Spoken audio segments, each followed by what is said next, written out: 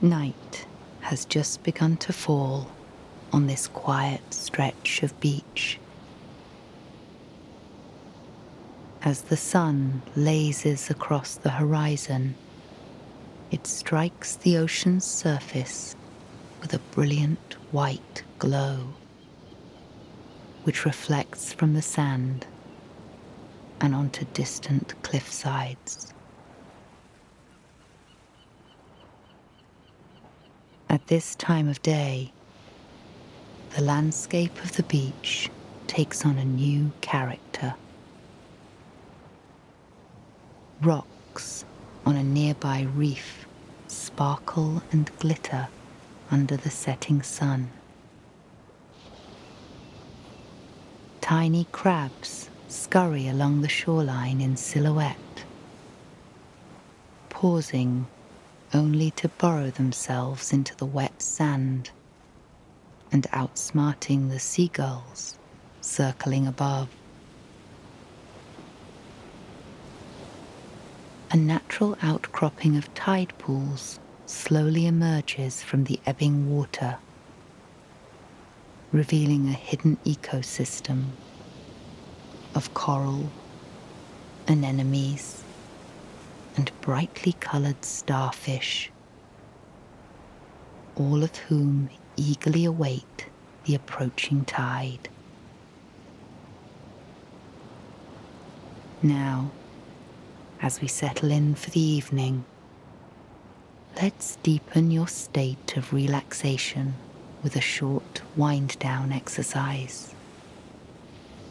Tonight's wind-down is a visualization. When you're ready, let's begin. So, just take a moment to get comfortable, letting go of the day.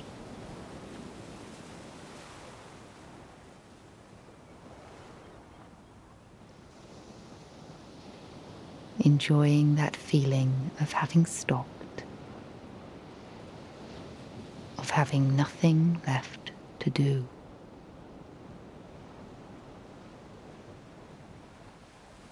We're going to focus the attention of the mind on the different parts of the body,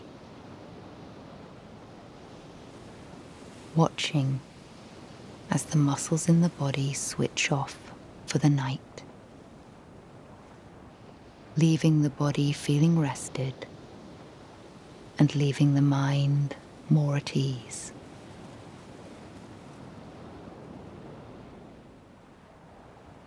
So, starting down at the toes and feeling a sense of the muscles switching off. The feet, the arches, all those muscles switching off. Same in the lower half of the legs. Notice any tension being let go of as the muscles switch off, shut down. In the upper half of the legs, any tension melting away,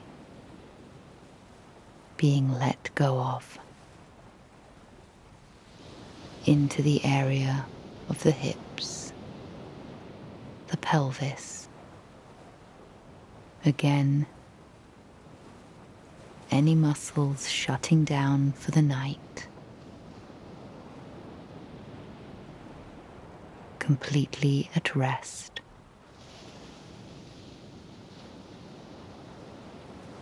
Everything from the waist downward is heavy, at ease. The muscles in the lower back and the stomach are now switching off. Middle of the back, around the diaphragm, the upper back, and the chest.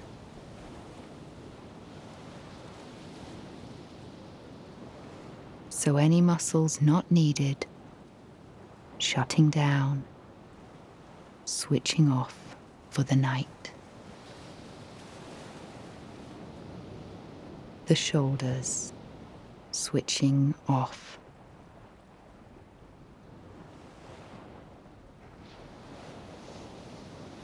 The upper half of the arms and the lower half of the arms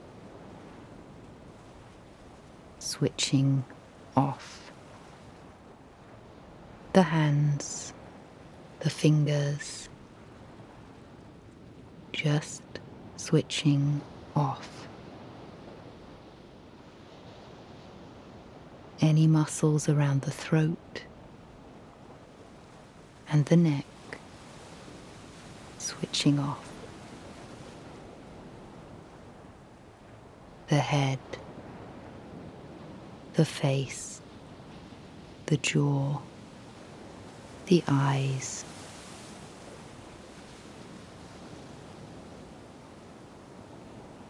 Any last areas of tension melting away as the muscles shut down, switch off. At rest for the night.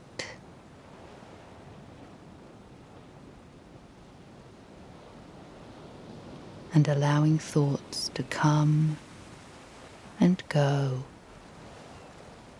allowing the mind and body the space they need to rest. The tide pools are tucked into a large crescent-shaped cove.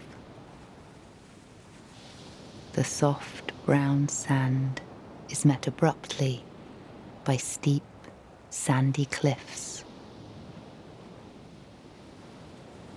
Dotting them are tufts of shrubbery and bare spots revealing layered earth.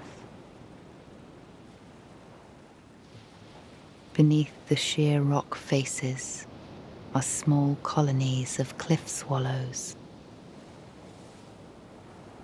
Their auburn throats and black heads peek out from small nests.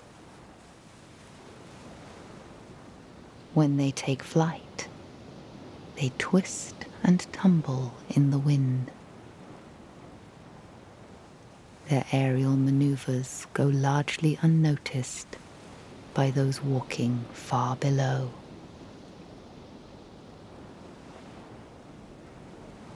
At most times, the tide in the cove is so high that the pools cannot be reached.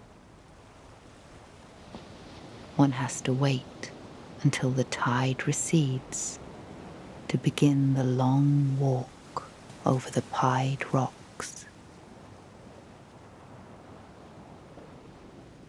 Outcroppings of tall rocks are scattered throughout the pools. They are smooth, with deep fissures where softer material has worn away. Tides swell and recede as gravity pulls towards both the sun and moon. What we see is an ocean world submerged by water or revealed by its absence, shifting before our eyes with each wave. When the tides retreat, a new world is brought to light, full of shy creatures of staggering beauty.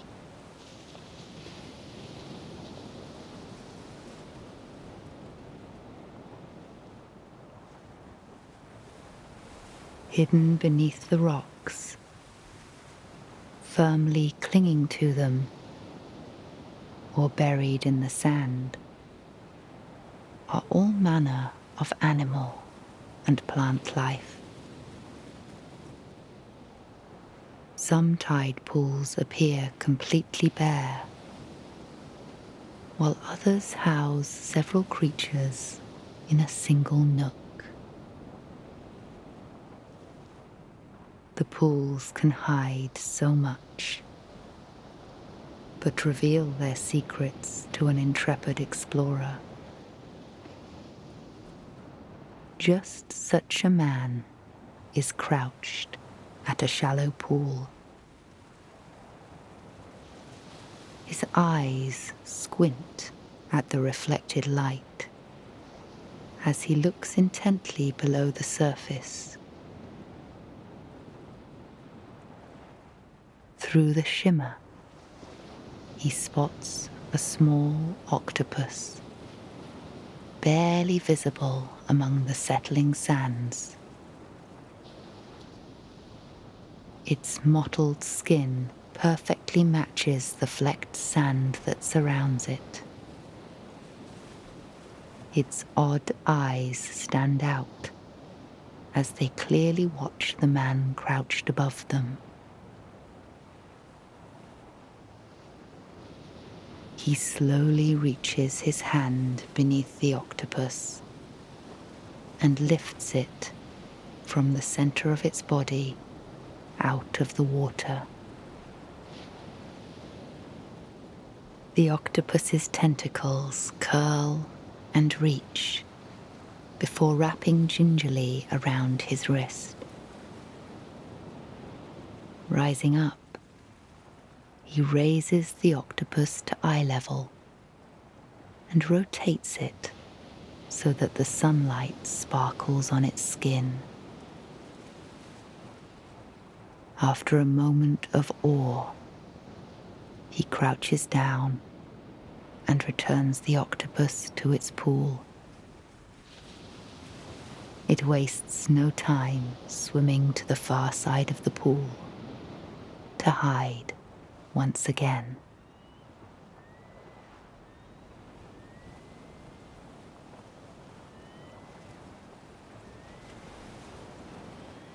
Walking on the wet sand leaves behind an indent with each step. However, the water beneath the surface fills it just as quickly.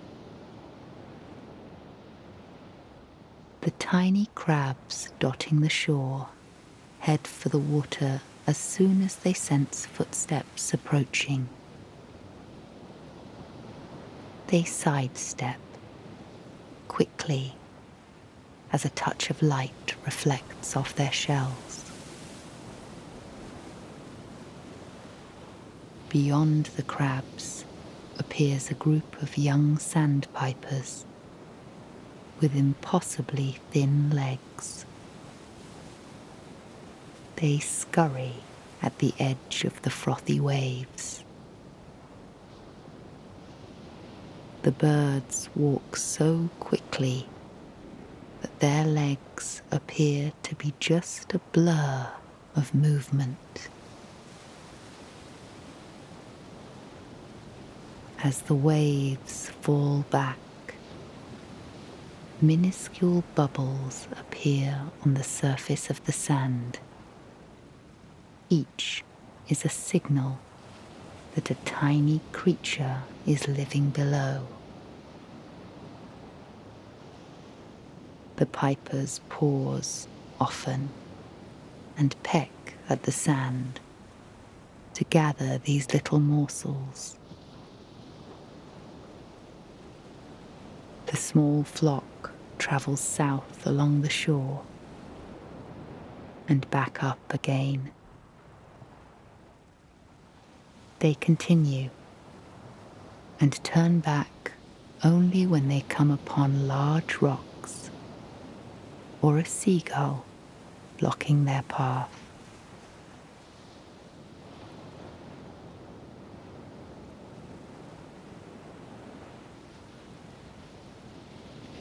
The softly crashing waves are the sonic foundation of the shore. The wind sweeps the crest of each one, and sends it tumbling down. The breeze is light today, and so the waves move without much resistance. Their edges are trimmed in a quickly evaporating sea foam. Tiny bubbles froth up with each wave break and fizz like a freshly cracked bottle of soda.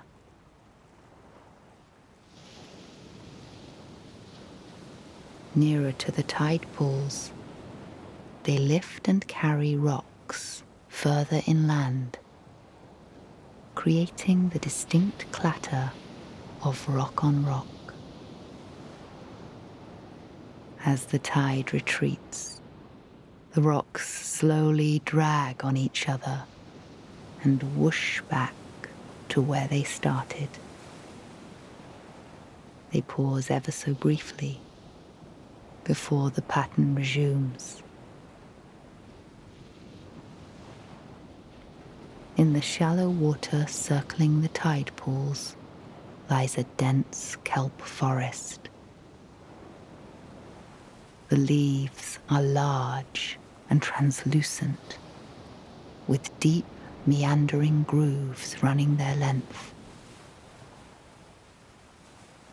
Every now and then, a thick tangle of this seaweed washes up to the shore. Children in the late day sun grab the thick stems and playfully whip them at each other. An audacious young girl in a marigold swimsuit gathers several leafy strands and drapes them about her shoulders. Weighed down by the bulk, but undiscouraged, she drags them behind her like the train of a long, tattered dress.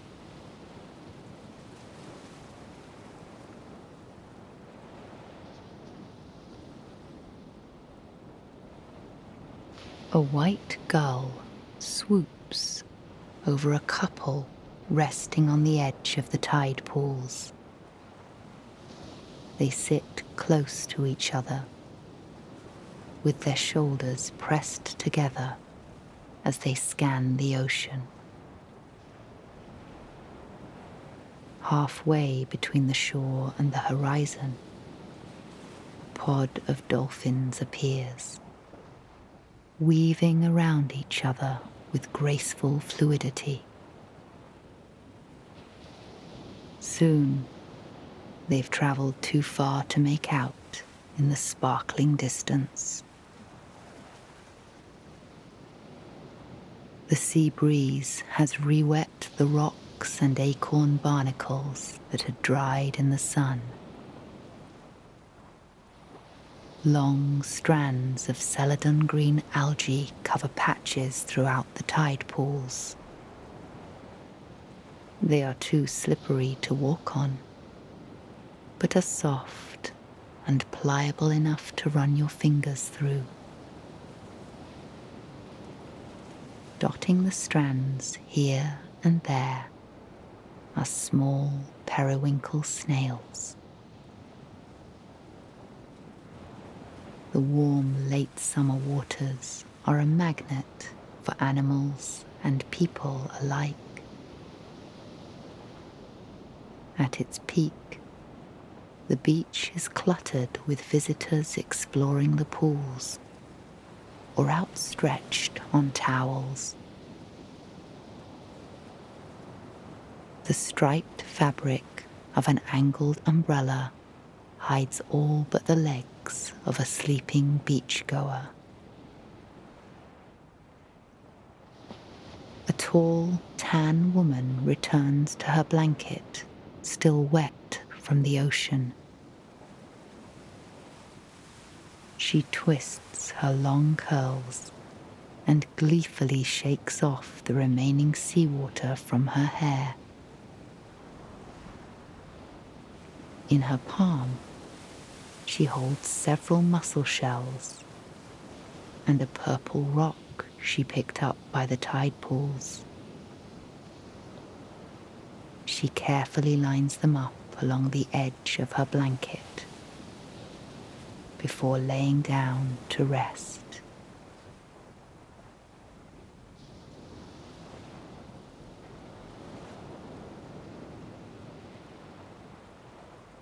Though they move slowly, the animals in the tide pools travel great distances.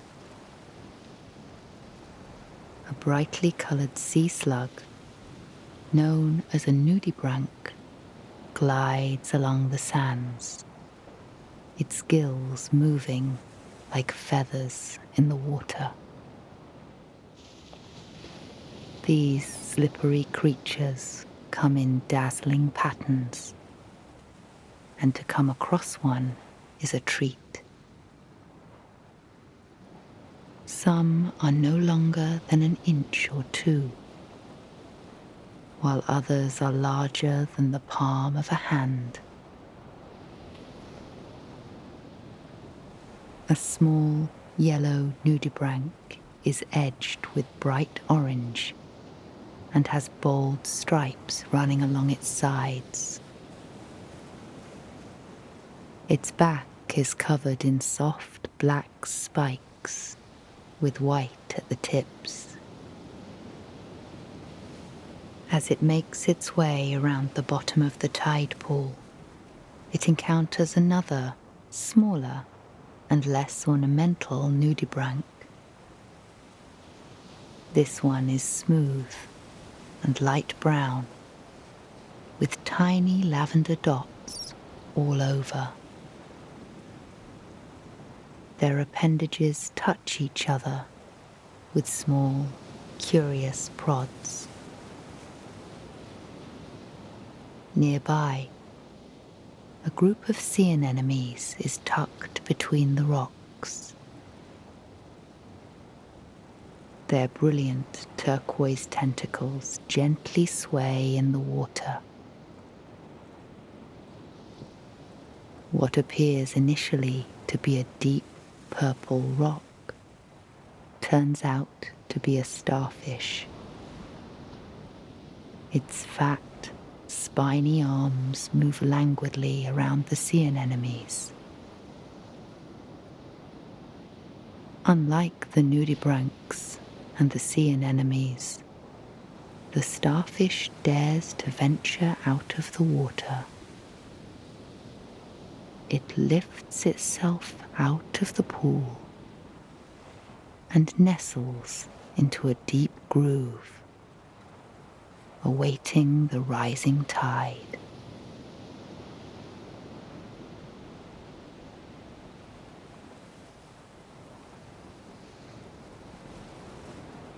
Timing is paramount when exploring tide pools.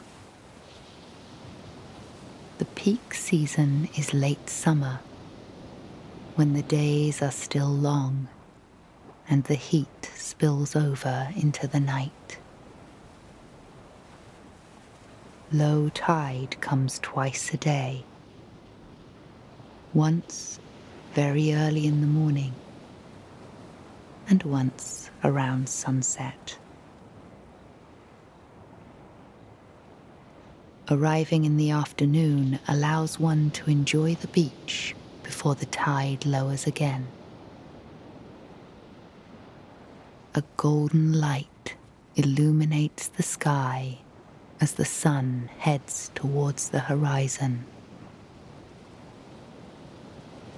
As the sun goes down, the tide draws back and the tide pools emerge. A perfect but brief window of a few hours is given to those who visit. There is just enough time to explore most of the craters and the creatures within. The nudibranchs, octopuses, and starfish move among the connected tide pools. The seagulls rest on the warm sand and wait for easy prey or abandoned snacks. The pools closer to the ocean get filled with water when a high wave comes in. The water courses over the rocks and flows back out. The ocean is calm and inviting, and a swim is in order before the sun sets.